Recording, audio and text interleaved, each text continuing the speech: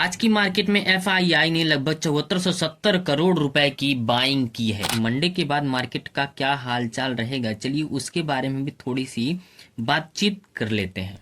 तो सबसे पहले देखते हैं एफआईडीआई की बाइंग सेलिंग एक्टिविटी को। अब एफआईआई की फ्यूचर और ऑप्शन की गतिविधियों के बारे में बात करें, निफ्टी, सेंसेक्स और इंडिया वीआईएक्स ने कैसा परफॉर्मेंस दिया है, चलिए उसके बारे में भी हम लोग डिटेल से समझ लेते हैं। सो अब लास्ट सेगमेंट यानी कंक्लूजन पर बात कर लेते हैं कि मार्केट इतना सब डेटा देखने के बाद मार्केट कौन सी दिशा में जा सकता है। हेलो एवरीवन, मैं सचिन गुप्ता स्वागत करता हूं आप सभी का इस चैनल TDR मतलब द डेटा रिसर्च पे। ये वीडियो नंबर सेकंड है यानी पार्ट सेकंड है। इस वीडियो में हम लोग बात करने वाले हैं एफआईडीआई के बाइंग सेलिंग डेटा के एक्टिविटी के बारे में। सारी एक्टिविटी उनकी फ्यूचर में कैसी रही, ऑप्शन में कैसी रही, इंडेक्स में कैसी रही, स्टॉक्स में कैसी रही, इन सब के बारे में हम लोग इस वीडियो में विस्तार से चर्चा करने वाले हैं। तो चलिए वीडियो को शुरू करते हैं। तो सबसे पहले देखते हैं एफआईडीआई की बाइंग सेलिंग एक्टिविटी को। मतलब कौन मार्केट में बाई यानी खरीद रहा है और कौन मार्केट में सेल कर रहा है। इंस्टीट्यूट है एफआईआई, मतलब फॉरेन इंस्टीट्यूट को एफआईआई कहा जाता है और डोमेस्टिक इंस्टीट्यूट जो होते हैं उन्हें डीआईआई कहा जाता है। इस मार्केट में कौन बाई कर रहा है, कौन सेल कर रहा है, उनकी एक्टिविटी को चलिए पता करते हैं। आज की डेटा है ये, मतलब 21 मार्च की डेटा है ये। चलिए शुरू करते हैं वीडियो को। एफआईआई कैश मार्केट, जिसे एफआईआई सीएम भी कहा जाता है, उन्होंने आज बाई की है। कितने रुपए की बाई की है? 7470 करोड़ रुपए की कुल बाइंग की है। यह दिखा रहा है कि विदेशी निवेशक, अब ये जो बाइंग एक्टिविटी है इससे पता चल रहा है कि विदेशी निवेशक जो है धीरे धीरे इंडियन शेयर मार्केट में थोड़े से अब अपनी दिलचस्पी दिखा रहे हैं, बाई करके मार्केट को बुलिश भी कर रहे हैं। डीआईआई कैश मार्केट यानी डोमेस्टिक का कैश मार्केट, जिसे डीआईआई सीएम भी कहा जाता है, उनको देखने की कोशिश करेंगे तो वो कल भी सेल किए थे और आज भी सेल किए हैं। कितने रुपए की सेलिंग हुई है? तो 7202 करोड़ रुपए की सेलिंग हुई है। ये डीआईआई की सेलिंग हमें ये बता रहा है कि थोड़े से सतर्क रहना चाहिए मार्केट में।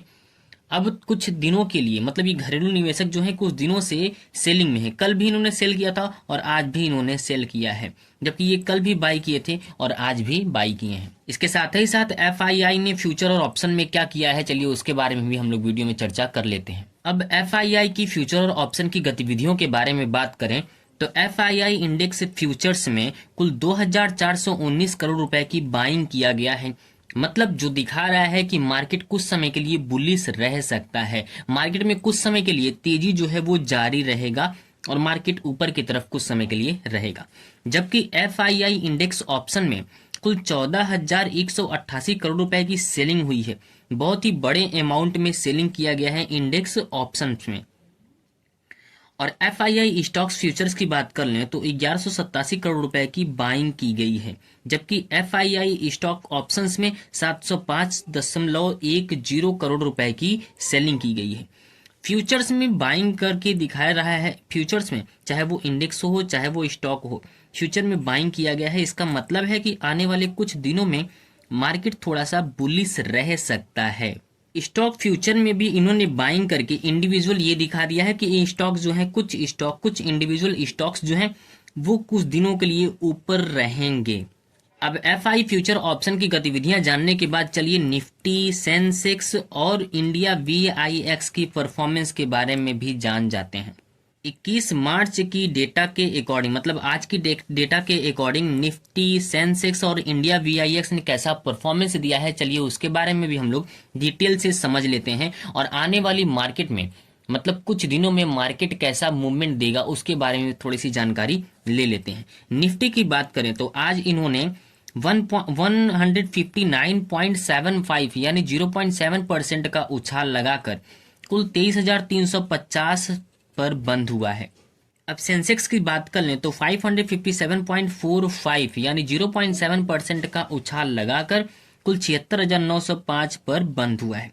इंडिया वीआईएक्स क्या होता है? ये इंडियन शेयर मार्केट की वोलेटिलिटी को बताता है। वोलेटिलिटी का मतलब, ये अगर गिरता है इसका मतलब है इंडियन शेयर मार्केट में वोलेटिलिटी जो है वो कम हो रही है। अगर ये बढ़ रहा है तो इंडियन शेयर मार्केट में वोलेटिलिटी ज्यादा हो रही। ये यहाँ पे 0.2% गिरा है। ये जो रेड कलर से बना हुआ है इसका मतलब है कि ये गिरा है। तो गिरने के बाद 12.57 पर पहुंच गया है। जो कि ये प्लस पॉइंट है। भले ही गिरा है लेकिन ये मतलब इंडियन शेयर मार्केट के लिए अच्छी संकेत है।